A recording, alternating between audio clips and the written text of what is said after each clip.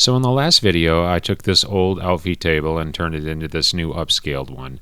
That's where we left off last time. So today's video will be about enclosing the lower portion of this with some cabinetry. And like most cabinetry build videos, you start by breaking down sheet goods like plywood. I'm not going to show a ton of that because that gets really boring. I'll try to stick to some more interesting content.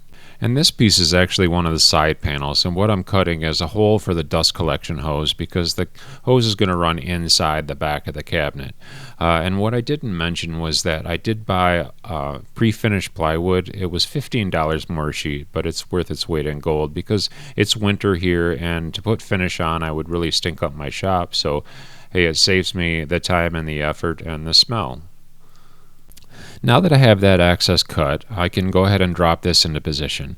And I took a lot of time sneaking up on this fit because I wanted a really tight friction fit. I also drilled pocket holes in the back. That's what will hold this in position.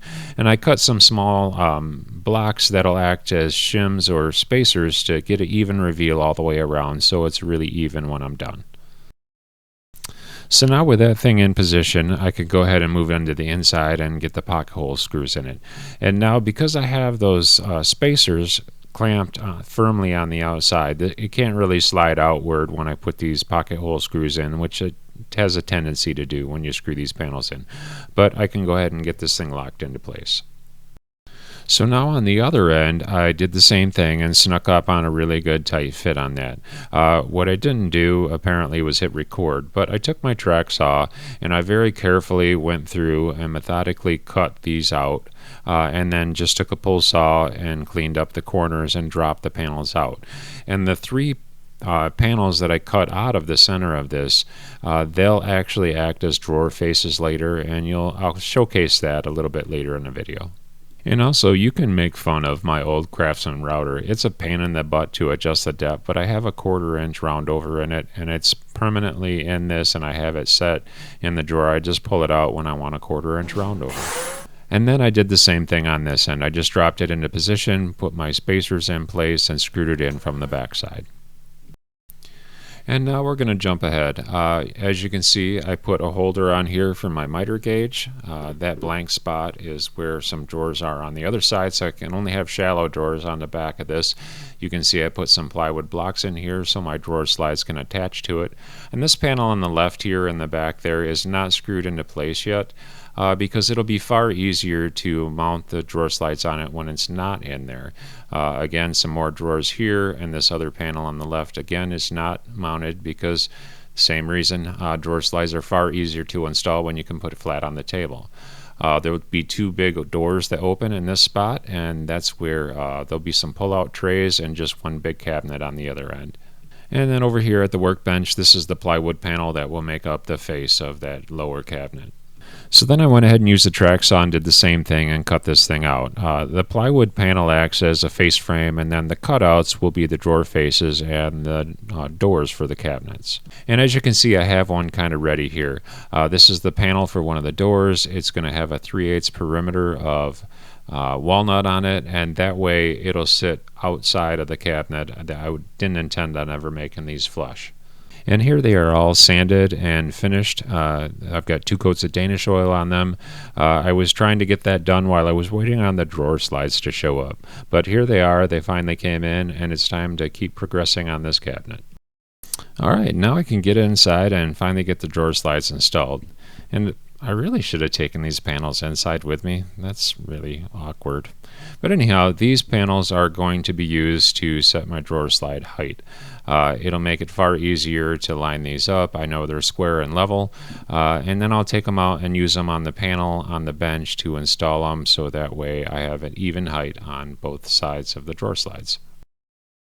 And so, well, that's what I did. I used those same panels to put my spacing for my drawer slides back on here, but you get the point. Let's just fast forward through this part.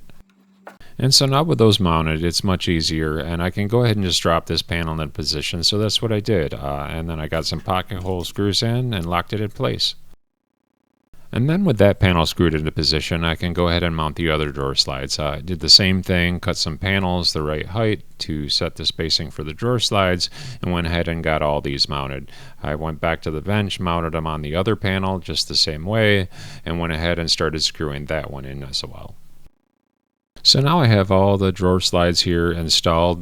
The panels on the inside are both installed, and I also installed the plywood face frame. And now it's time to build the drawers. And because this is shop cabinetry, the interior is nothing fancy. Again, it's just plywood.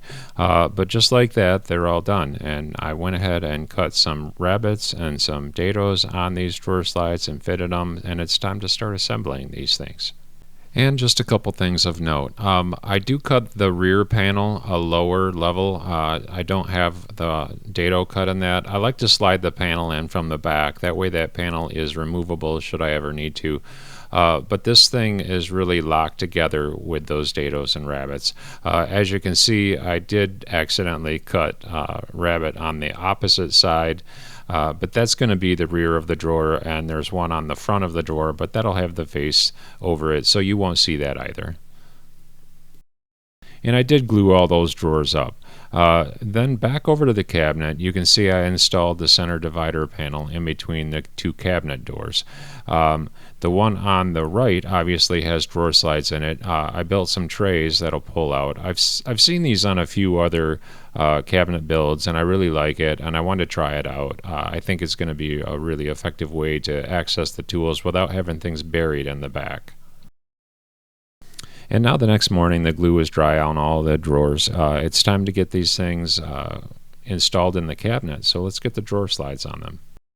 I just use a combination square to determine the height of this runner. Once I set that up, I can systematically go through and get it all installed on every drawer. And now you might notice on this top drawer that the runners extend a little bit past the back of the drawer, and that was by design because I want to be able to pull this drawer out far enough that I can access the entire drawer and not have stuff buried under the overhang of the top of this cabinet. So once I had all the drawers installed, it was time to put the drawer faces on. And I've seen a method before where double-sided tape is used to adhere the drawer face onto the drawer for alignment purposes. And I don't know if I executed it properly, but it was quite awkward. It worked, but I didn't care for the method. So I decided on a different way of going about it, and here's how I did that. So on the second drawer, again, I cut a spacer for good spacing between the two drawers, and that will be the shelf that I can set the drawer face on.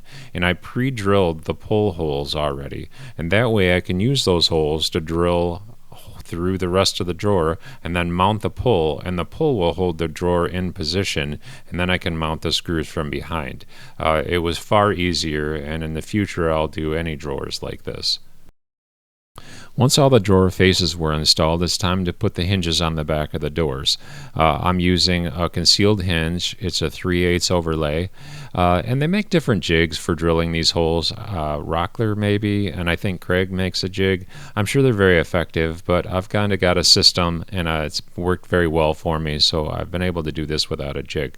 But I'll get these mounted, and we'll get the doors on, and this cabinet's almost done. Once I had the hinges installed, I installed the door pulls, and then I installed that on the cabinet, and this thing's a wrap. All right. Hey, let me know what you think in the comments. Do you like this cabinet? I really like the walnut accent on the drawers and how I reuse the cutouts for the drawer faces to kind of keep a continuous grain going. I really like the pull-out trays a lot, and I'm going to really enjoy having this one very large cabinet where I can stick some larger stuff in it. This has been a long time coming. I'm very excited to have this thing done. Hey, thanks for watching, and I'll see you next time.